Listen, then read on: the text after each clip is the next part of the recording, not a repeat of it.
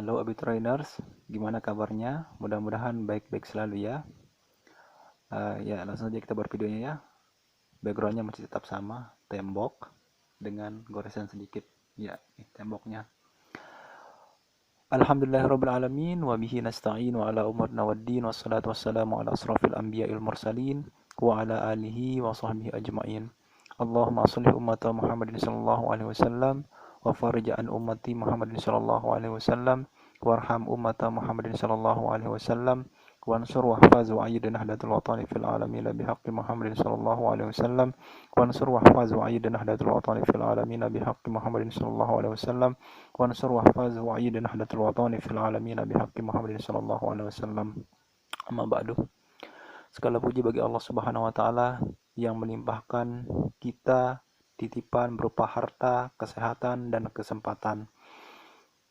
Dan rasa syukur kita juga kepada Allah Subhanahu wa taala karena masih dikaruniakan kesehatan dan kesempatan pada saat ini. Salawat serta salam juga kita haturkan kepada junjungan alam Nabi besar Muhammad SAW yang membina kita, membimbing kita sehingga kita bisa merasakan nikmatnya iman. Teman-teman sekalian, di malam hari ini saya membuat video kembali karena untuk meneruskan video ini mungkin hari-hari ini saya akan terus ngupload video ya, karena memang ini waktu kita sangat mendesak sekali ya teman-teman Abi Trainers. Segala di dunia ini hanyalah titipan seperti harta, mobil, kehidupan, apapun itu yang ada di dunia ini hanyalah titipan dan sifatnya hanya sementara dan kapanpun Allah bisa mengambilnya karena kita ini hanyalah lemah. Namun teman-teman Abi Trainers yang berbahagia, antum perlu tahu bahwa kita dititipkan itu sebuah harta untuk dipergunakan pada jalan Allah atau hal-hal yang bermanfaat. Hablum minan nas wa hablum minallah. Hablum minallah wa hablum minan nas. Maaf terbalik ya. Seperti yang kita tahu dalam surat Al-Maun, itu suratnya itu kalau tidak salah ada 7 ayat. Surat ini terdiri atas 7 ayat termasuk golongan surah Makkiyah. Surah ini diturunkan sesudah surah At-Takasur dan nama Al-Maun itu sendiri diambil dari kata Al-Maun yang terdapat pada ayat ke-7, artinya barang-barang yang berguna. Pasti antum-antum kalau pernah sholat pasti sering setelah Al-Fatihah itu dibacakan surat-surat pendek. Salah satunya Al-Maun. Ara'aital ladzi yukadzibu biddin fadzalikal ladzi yad'ul yatim wa la yahuddu 'ala ta'amil miskin fawailul lil musallin alladzina hum 'an salatihim sahun alladzina hum yura'una wa yamna'unal ma'un. Shadaqallahul azim. Ara'aital ladzi yukadzibu biddin. Tahukah kamu, kita semua maksudnya antum-antum yang mendustakan agama. Nah, jadi Allah itu bertanya kepada kita semua, apakah kita ini tahu orang yang mendustakan agama? Lalu Allah menjelaskan di ayat keduanya, fadzalikal ladzi yad'ul yatim. Maka itulah orang yang menghardik anak yatim. Jadi orang yang mendustakan agama itu salah satunya adalah orang yang menghardik anak yatim. Menghardik itu artinya kalau bahasa saya itu menyemprak, tapi itu bahasa Sasak, tapi kalau sinonim dari Indonesianya itu membentak anak yatim. Nah, wala yahuddu ala ta'amil miskin. Dan yang kedua itu juga kata Allah Subhanahu wa taala, dan tidak mendorong memberi makan orang miskin. Jadi yang mendustakan itu agama, yang mendustakan agama itu juga maksudnya orang yang tidak memberi makan fakir miskin atau bersedekah gitu kan, karena harta ini kan titipan dari Allah Subhanahu wa taala. Karena di setiap harta itu ada hak-hak orang lain ya, salah satunya itu untuk orang miskin, orang yang tidak mampu. Fawailul lil musallin, dan kita diberitahu bahwa celakalah orang yang sholat. Yo, kok sholat kok celaka gitu kan? Kan biasanya kan kalau kita sholat itu dapat pahala. Tapi Allah menjelaskan kenapa orang itu celaka. Karena sholatnya. Alladzina hum an sholatihim sahun. Yaitu orang-orang yang melalai terhadap sholatnya. Jadi kalau kita lalai terhadap sholat kita, ya sholat itu ya gimana ya, celaka. Tapi ada penjelasan juga nanti.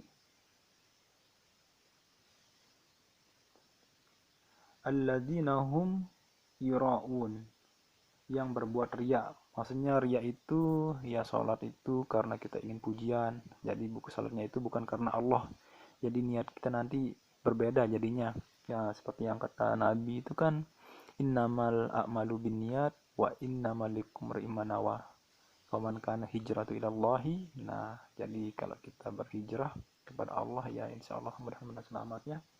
Jadi tergantung pada niat kita. Jadi kalau sholat itu pasang niat yang baik-baik, bukan karena untuk mendapat pujian dari sesama manusia, karena sesama manusia ini, sesama makhluk kita ini, ya kita menyembah kepada Allah bukan kepada manusia. Wa yamna'unal ma'un, dan enggan memberikan bantuan. Nah, jadinya sesama manusia kita harus hidup memberikan bantuan.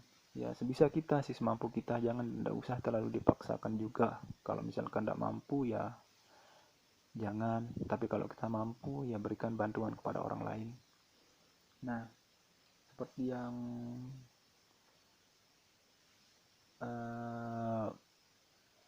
saya jelaskan, jadi surat Al-Ma'un ini menjelaskan sifat-sifat manusia yang buruk yang membawa mereka ke dalam kesengsaraan, ya seperti tadi itu, menghadirkan anak yatim, tidak memberikan fakir miskin makanan atau bantuan jenis apalah gitu kan. Juga orang yang sholat tapi sholatnya itu riya. Nah, sholatnya itu bukan mendatangkan pahala, tapi mendatangkan kecelakaan bagi dia yang melakukan sholat dengan riya, yaitu riya itu ingin mendapatkan pujian. Nah, jadinya gimana ya, kita itu sholat, ya sholatlah karena memang untuk Allah Subhanahu wa Ta'ala. Tapi kebanyakan orang, nah ini sih dalam keseharian juga kan, banyak kalau orang jadi imam itu kan biar dipuji oleh orang-orang lain, dia panjangkan ayatnya, panjang-panjang, fasih-fasih, tapi kalau salah sendiri ngebut luar biasa gitu kan.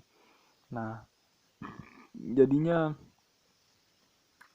banyak ruginya lah, bukan dapat pahala tapi malah dapat dosa, karena sholatnya itu untuk diperuntukkan untuk sesama manusianya, bukan sholatnya itu kepada Allah Subhanahu wa Ta'ala. Itu sebabnya kita sholat itu pasang niat yang benar-benar karena Allah Subhanahu wa Ta'ala, untuk menyembah gitu kan. Nah, teman-teman Abiturena sudah sholat isya belum?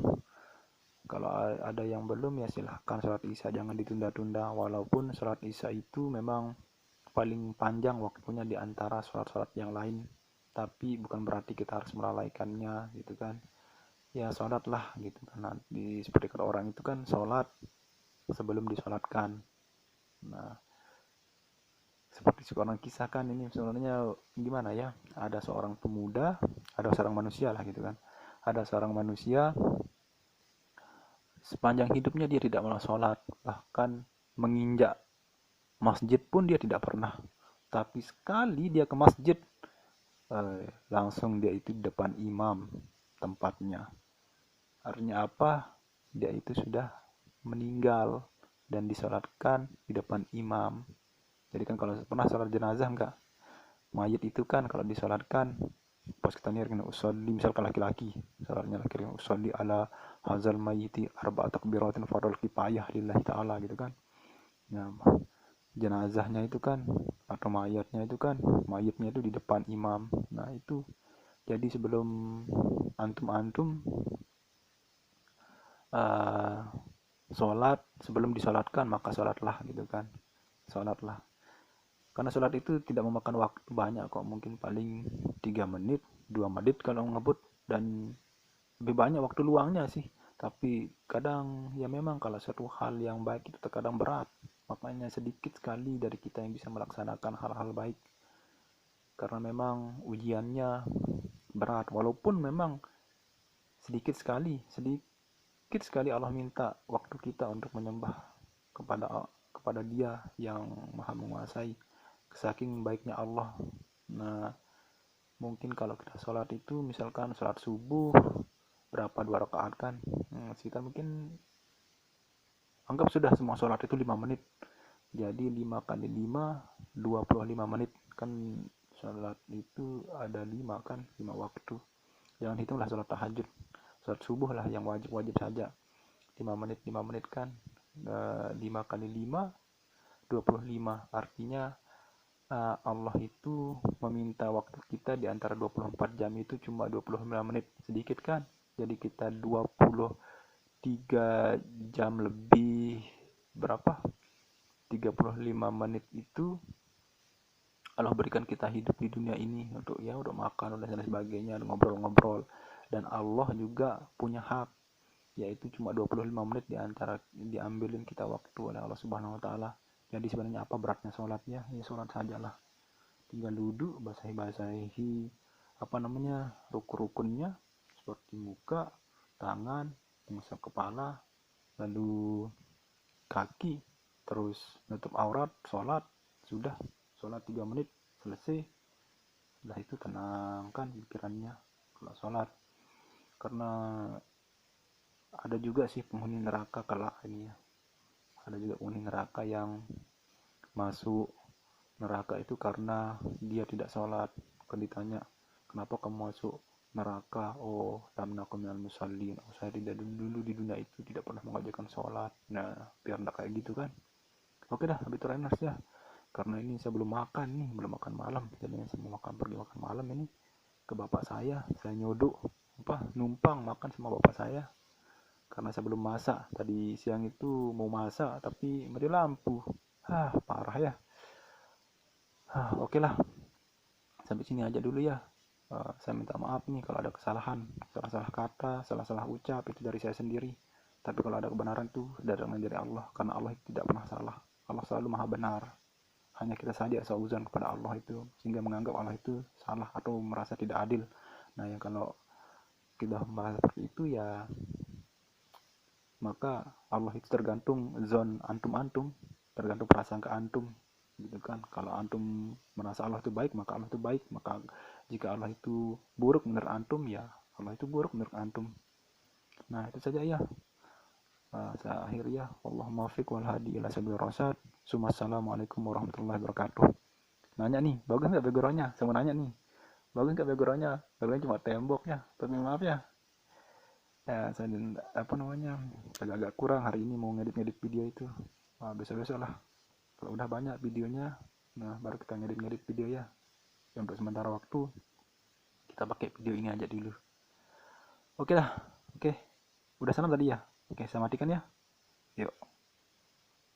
Bye.